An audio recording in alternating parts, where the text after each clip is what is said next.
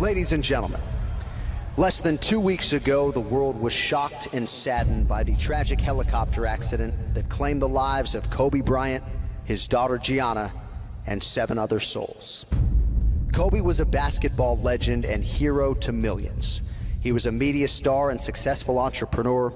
He was a business partner of the UFC and an advocate for our sport and its athletes.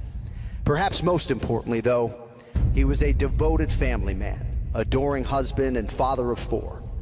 On that fateful day, Kobe was traveling with 13-year-old Gianna to her basketball game, joined by 2 of her teammates, 3 of their parents, an assistant coach, and the pilot.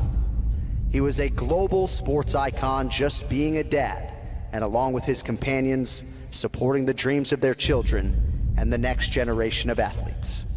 Tonight, to honor all 9 inspiring lives lost, please join us for a 9-second moment of silence.